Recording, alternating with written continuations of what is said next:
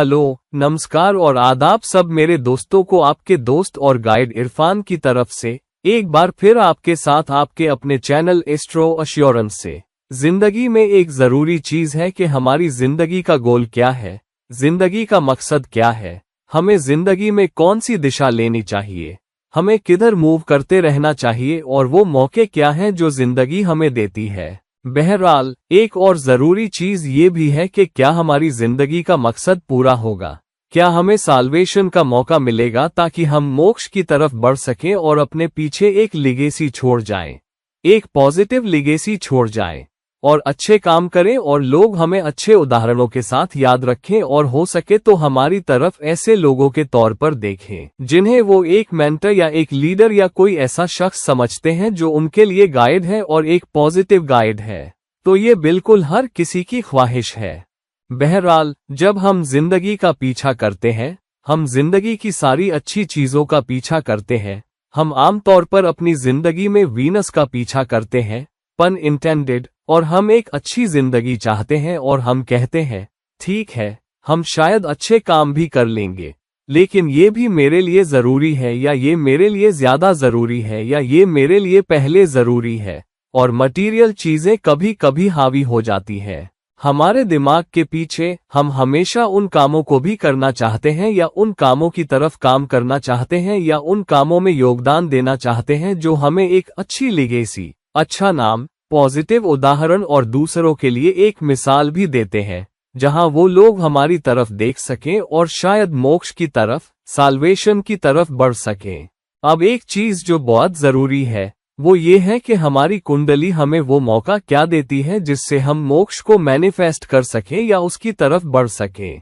एक बहुत इग्नोर की गई एंटिटी है हमारा नक्षत्र लॉर्ड। लोग लग्न लॉर्ड को बहुत इंपॉर्टेंस देते हैं, जो देना भी चाहिए, और फिर कुंडली के योगों को, सैटर्न किधर है प्लीज, जुपिटर किधर है प्लीज, सन किधर है प्लीज, मेरे बेस्ट राज योग कौन से हैं, क्या मुझे बहुत दौलत मिलेगी, क्या मुझे लव मैरिज होगी या अरेंज मैरिज, क्या मैं विदेशों में सेटल होऊंगा, ब्ला ब्ला ब्ला ब्ला। तो 100 कुंडली कंसल्टेशन में से जो मैं करता हूँ 99.9 कंसल्टेशन मटीरियल मैनिफेस्टेशन के आसपास ही होते हैं। बहुत कम ही मुझे ऐसी कुंडली मिलती है जहां कोई कहे क्या ऐसा कुछ है जहां मैं एक लिगेसी छोड़ सकता हूं, मैं दूसरों के लिए सबसे ज्यादा कंट्रीब्यूट कहां कर सकता हूं। मैं शायद ही ऐसा देख पाया हूं। लोग मोक्ष के बारे में जरूर पूछ सकते हैं, लेकिन वो भी एक मटीरियल सवाल होता है, क्या मैं जिंदगी और मौत के इस चक्र से बच निकलूंगा और परम प्रभु तक पहुंच जाऊंगा। ये भी सही है ना? लेकिन हमें क्या करना चाहिए ताकि हम मोक्ष को मैनिफेस्ट कर सकें? लोग पूछना नहीं चाहते, वो पूछना तो चाहेंगे कि क्या कोई मौका है, क्या मुझे मोक्ष मिलेगा। लेकिन बहुत कम ही, शायद ही कभी लोग ये पूछेंगे कि प्लीज मुझे कोई तरीका बताएं जिससे मैं मोक्ष पा सकता हूं। मोक्ष पाने के लिए मुझे क्या करना पड़ेगा, बजाय इस सवाल के क्या मुझे मोक्ष का मौका है या क्या मेरे ग्रह मुझे मोक्ष देते हैं।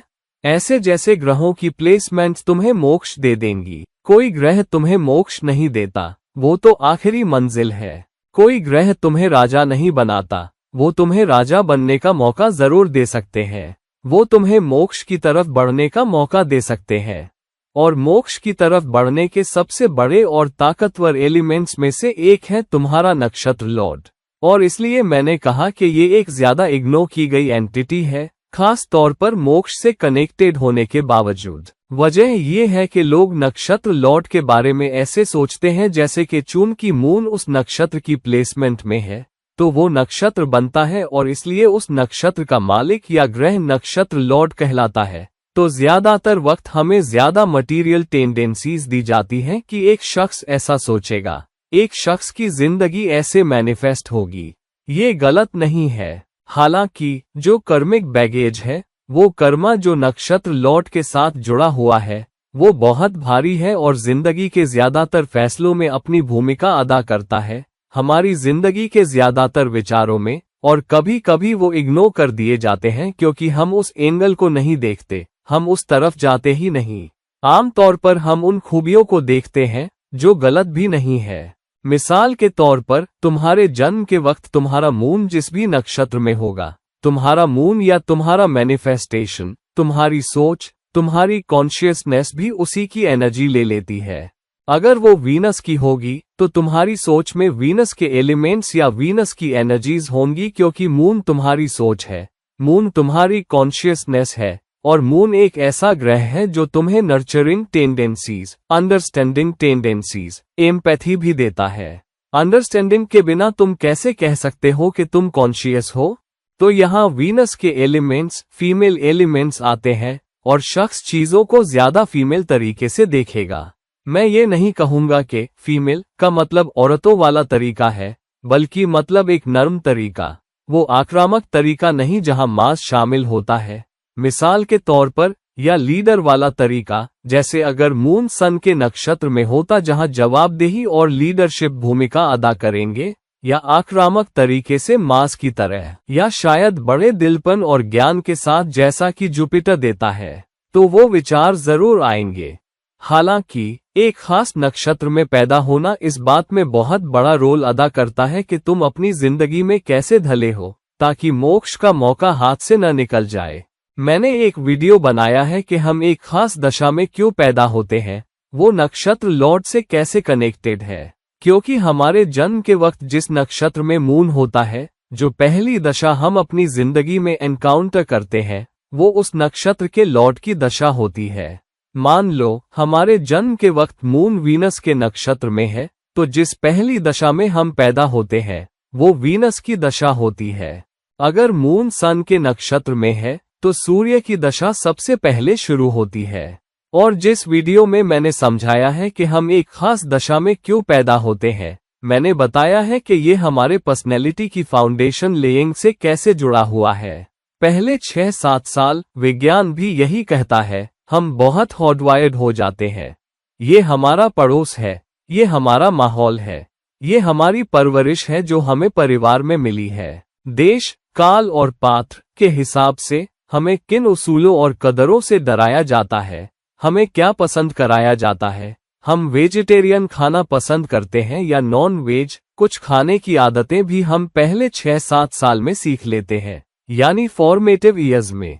धार्मिक विश्वास भी हम उन सालों में ही सीखते हैं, कौन अच्छा है, कौन बुरा है, चोरी करना अच्छा है या नहीं, ये सब पहले 6-7 साल में इसका 90% हॉटवायर्ड हो जाता है। और इसलिए एक खास दशा में पैदा होना बहुत बहुत अहम हो जाता है, क्योंकि दशा लॉर्ड सबसे ज्यादा एक्टिव होता है, और दशा लॉर्ड और कुछ नहीं बल्कि नक्षत्र लॉर्ड होता है। और क्योंकि दशा लॉर्ड बहुत ज्यादा एक्टिव होता है, दशा लॉर्ड हमारे पर्सनैलिटी को पहले 6-7 साल में ढालने में अपनी भूमिका अदा करता है। लेकिन दशा लॉर्ड हमारी पर्सनैलिटी को क्यों ढाल रहा है? सिर्फ इसलिए नहीं कि वो एक्टिव है, बल्कि इसलिए भी कि वो हमारी पर्सनैलिटी को एक खास ट्रैजेक्टरी देने के लिए ढाल रहा है। हमारे बिलीफ सिस्टम के मामले में, हमारे उसूलों और कदरों के मामले में, क्योंकि वो उसूल और कदर आखिरकार ये तय करेंगे कि हम मोक्ष की तरफ जाएंगे या नहीं। रूह का मकसद है कि वो स्पिरिचुअल रियल में ऊपर उठे। ये काम तुम्हारे कर्मों से, तुम्हारे बिलीफ सिस्टम से, तुम्हारी श्रद्धा से होना है, क्योंकि तुम्हारी श्रद्धा, तुम्हारे बिलीफ सिस्टम, तुम्हारी कदरें, तुम्हारे उसूल तुम्हारे बिहेवियर को गाइड करेंगे। तुम्हारे बिहेवियर के हिसाब से, तुम्हारे कर्मों के हिसाब से तुम उन फलों को आकर्षित करोगे, या तो तुम पाताल में जाओगे, या तुम स्पिरिचुअली उठोगे और स्पिरिचुअल रियल में ऊपर जाओगे। तुम स्पिरिचुअल रियल में एक कदम ऊपर जा सकते हो, या सीधे सबसे ऊंचे रियल में जा सकते हो और मोक्ष में ही प्रवेश कर सकते हो। लेकिन ये सब तुम्हारे जरिए तुम तक इस बात से आता है कि तुम कैसा बर्ताव करते हो, तुम्हारे बिलीफ सिस्टम क्या है, तुम्हारी नींव क्या है, तुम्हारी कदरें और उसूल क्या है, और क्या तुमने अपनी जिंदगी उन्हीं उसूलों और विश्वासों के साथ जी है, या तुमने उन्हें फेंक दिया, त्याग दिया, नए अपना लिए, शायद बेहतर, शायद उतने अच्छे नहीं, कौन जानता है। ये सब हम पर निर्भर है। तो क्योंकि वो हमारी पर्सनैलिटी को ढाल रहा होता है और हमें कुछ उसूलों और कदरों की तरफ गाइड कर रहा होता है, और हमें मोक्ष की तरफ बढ़ने में मदद कर रहा होता है। दूसरी बात, क्योंकि मून, हमारा अंदाज या हमारी सोच भी उसी नक्षत्र लॉर्ड से चलती है जिसमें हम पैदा होते हैं, या जिस नक्षत्र में मून होता है तो वो भी हमारे बिहेवियर का हिस्सा बन जाता है, हमारे बिलीफ सिस्टम का हिस्सा बन जाता है, और ये हमें बिहेवियर की एक खास ट्रैजेक्टरी की तरफ शेप करता है या मदद करता है। मिसाल के तौर पर, अगर मून मार्स के नक्षत्र में है तो मार्स इस बात में जोर से काम करेगा कि मून कैसे सोचता है, या शख्स कैसे सोचता है, या शख्स की एम्पैथी कैसी है।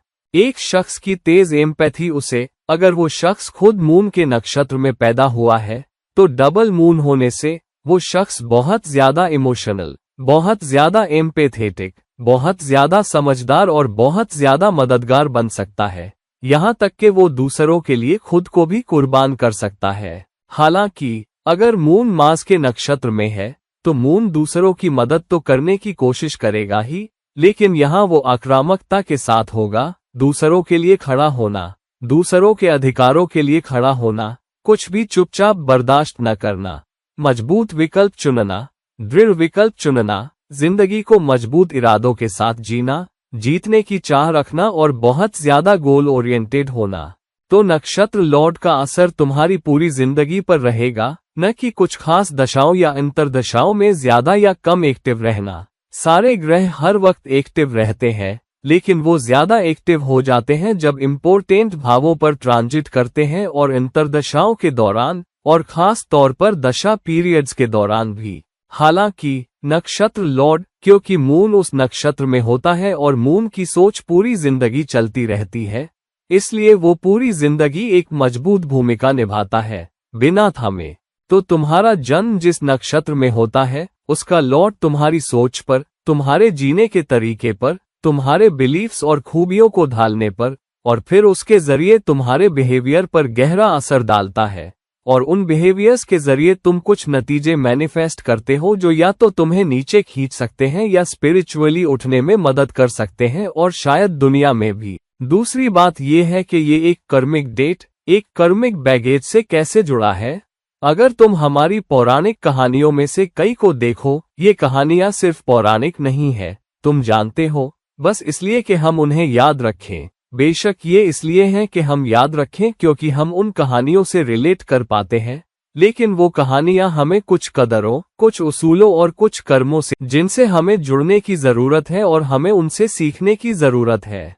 मिसाल के तौर पर, अगर तुम सनातन धर्म, हिंदू धर्म के सबसे मशहूर जोड़े को देखो, अब जब हम वैदिक ज्योतिष की बात कर रहे हैं, वो है भगवान राम और देवी सीता। जब तुम सीता की जिंदगी देखते हो, वो पुष्य नक्षत्र में पैदा हुई थी, जिसका स्वामी शनि है। पुष्य नक्षत्र, समृद्धि, खुशियां, वो सब जो तुम जानते हो, दौलत का बहना, वो सब तुम्हें मिल सकता है। जिंदगी की अच्छाइयां, तुम्हारे चरित्र की अच्छाइयां, वो सब तुम्हें मिल सकता है। तो सीता एक राजा के परिवार में, महल में पैदा हुई। हालांकि कहानी ये है कि राजा जनक ने उन्हें पाया था, फिर भी वो महल में ही पली बढ़ी। वो सारी दौलत के साथ पाली पोसी गई। हालांकि वो एक साधारण पृष्ठभूमि से आई थी, फिर भी सारी दौलत और समृद्धि के साथ उनका पालन पोषण हुआ, और फिर एक प्रतियोगिता के जरिए उनका विवाह हुआ और वो भगवान राम से ब्याही गई। भगवान राम से बेहतर पति और कौन हो सकता है। तो तुम सोच सकते हो, तुम यही सोचोगे कि सीता साधारण शुरुआत से आई, फिर भी महल में समृद्धि के साथ पली। उनका विवाह राम से हुआ, वो भी राम को उन्हें जीतना पड़ा।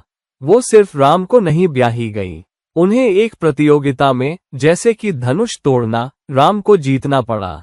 राम को उन्हें जीतना पड़ा, उन्हें राम के लायक होना पड़ा। और फिर भी तुम सोचोगे कि वो कितनी भाग्यशाली थी, उस माहौल में पली, उस राजा के घर पैदा हुई, भगवान राम से ब्याही गई। लेकिन उनका विवाद बहुत छोटी उम्र में हुआ। अगर तुम वेदों को देखो, कहीं कहा गया है 6 साल में भी, या शायद 12 साल में। तो बहुत छोटी उम्र में उनका विवाह हुआ और वो भगवान राम के महल में लाई गई। लेकिन फिर क्या होता है, कुछ ही सालों में राम को वनवास हो जाता है। मैं लंबी कहानी में नहीं पढ़ना चाहता, लेकिन राम को वनवास होता है और सीता अपनी मर्जी से भगवान राम के साथ चल देती है अपने प्रेम और कर्तव्य के कारण।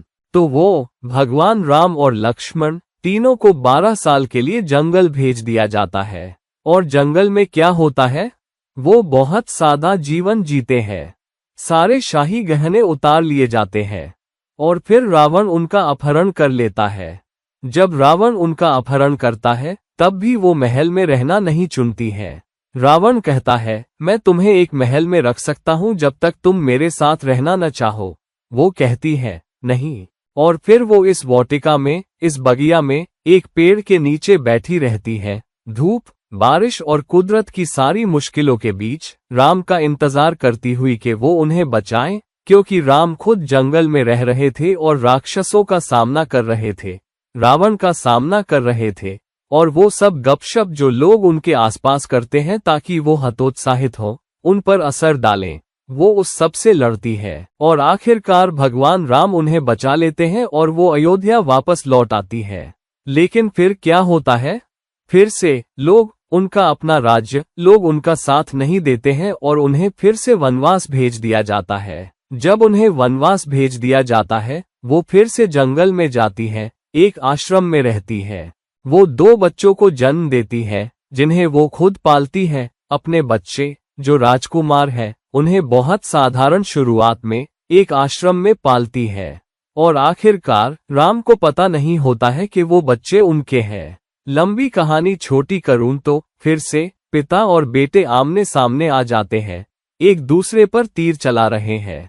एक माँ के लिए इससे बड़ा दुर्भाग्य और क्या हो सकता है कि उसका अपना पति और उसके बच्चे एक दूसरे को मारने की कोशिश कर रहे हो।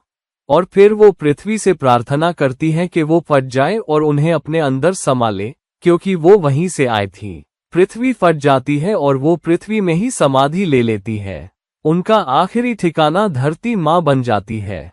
तो अगर तुम इस जिंदगी को देखो, ये जिंदगी एक दुखद जिंदगी से कम नहीं लगती। एक दुखद जिंदगी या मुसीबतों भरी जिंदगी, पुष्य नक्षत्र में पैदा होने के बावजूद। लेकिन पुष्य नक्षत्र का स्वामी कौन है?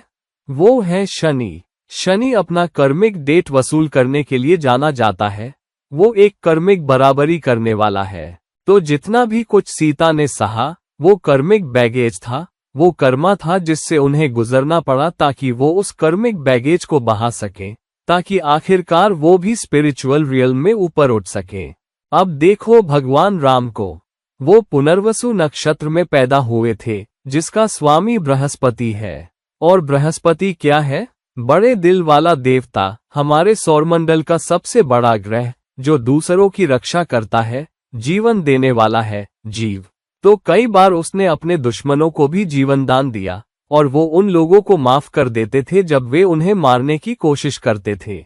और बृहस्पति, बुद्धिमान, बड़े दिल वाला, वो इतने बड़े दिल वाले थे कि उन्होंने अपना राज्य छोड़ दिया ताकि उनके पिता अपना वचन निभा सके।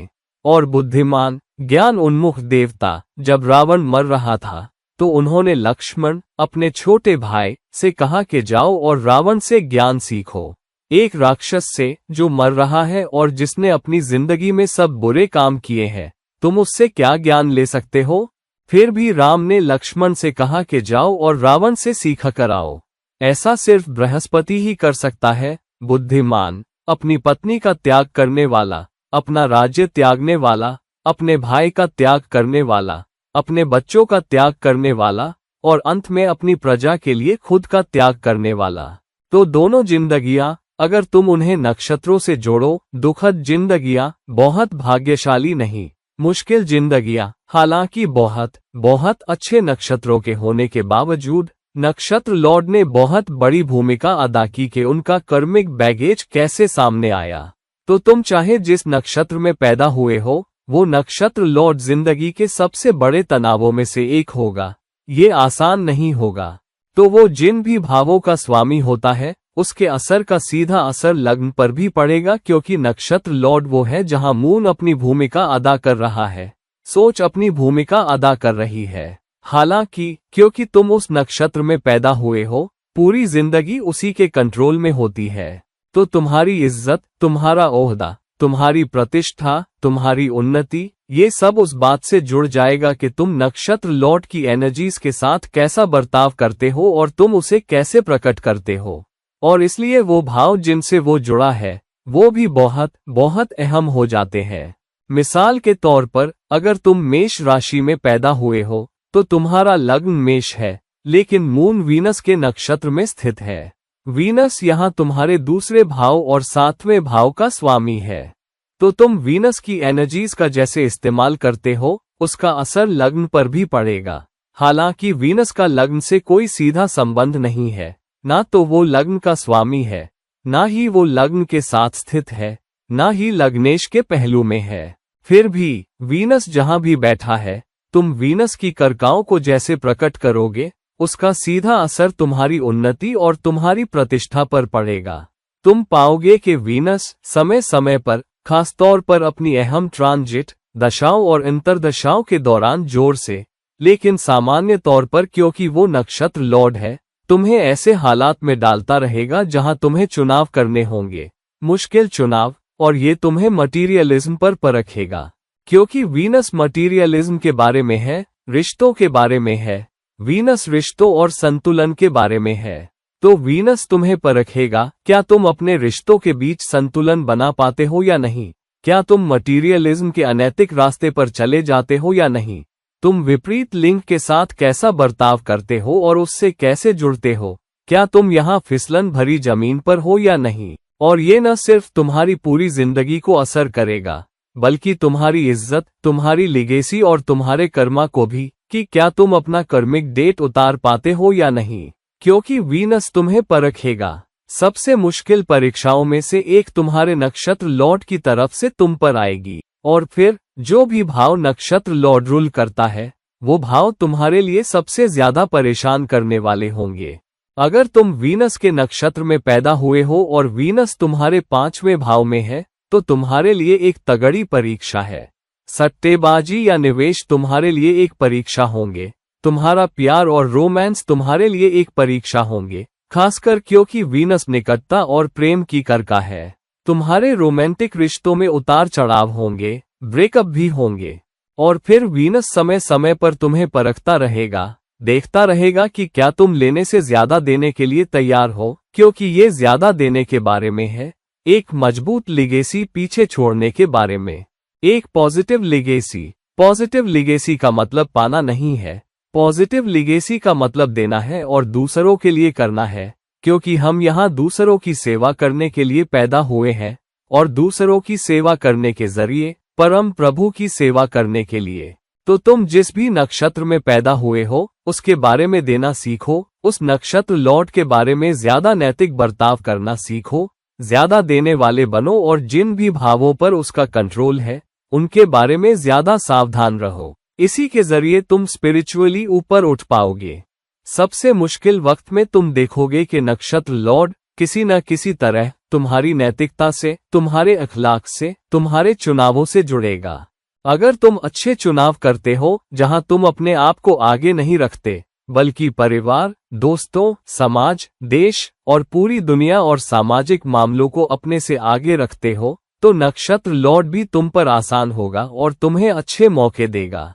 हालांकि अगर तुम गलत चुनाव करते हो, अगर तुम अनैतिक चुनाव करते हो, अगर तुम बदकार चुनाव करते हो, अगर तुम मटीरियलिस्टिक चुनाव करते हो, अगर तुम अपने आप को पहले रखते हो, तो परीक्षा जारी रहेगी, आजमाइशें जारी रहेंगी, गिरावट जारी रहेगी। तो तुम जिस भी नक्षत्र लॉर्ड के नक्षत्र में पैदा हुए हो, बहुत बहुत सावधान रहो कि वो नक्षत्र किन भावों को रूल करता है और तुम उन रिश्तों से जुड़े चुनाव कैसे करते हो जिनका संबंध उस नक्षत्र से है।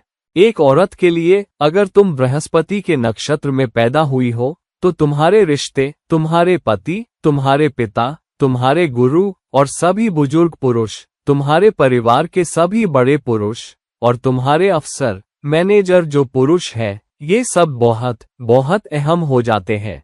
ये सब एक परीक्षा बन जाते हैं। एक मर्द के लिए वीनस बहुत अहम हो जाता है, रिश्तों से जुड़ा हुआ। शनि बहुत अहम हो जाता है क्योंकि तुम कैसे वचनबद्ध हो सकते हो, अपना समर्पण, अपनी लगन, अपना धैर्य, अपनी मेहनत काम के साथ जुड़ी है, चाहे तुम मर्द हो या औरत। तो बहुत बहुत सावधान रहो कि तुम अपने नक्षत्र लॉर्ड की कर्काओं से कैसे निपटते हो। देखो कि तुम्हारा नक्षत्र लॉर्ड कहाँ बैठा है, उस भाव का असर क्या है जिसमें वो बैठा है, वो किन भावों का स्वामी है, चाहे वो किसी अच्छे योग में हो या किसी दोष में, उस पर किन का पहलू है, और उसके आधार पर समझो कि नक्षत्र लॉर्ड तुम्हें तुम्हारे कर्मा की तरफ, मोक्ष की तरफ ले जा रहा है, या वो खुद सबसे बड़ी परीक्षा बन गया है, या मोक्ष के लिए सबसे बड़ा रोड़ा बन गया है। तो दोस्तों, इस वीडियो को लाइक करो, इस वीडियो को शेयर करो, और अगर तुम मेरी तरफ से कोई पर्सनल कंसल्टेशन लेना चाहते हो तो कृपया नीचे दिए गए लिंक्स के जरिए मुझसे संपर्क करो। किसी और वक्त किसी और वीडियो में तुम्हारे दोस्त और गाइड इरफान अब नमस्कार कहता हूँ। नमस्कार।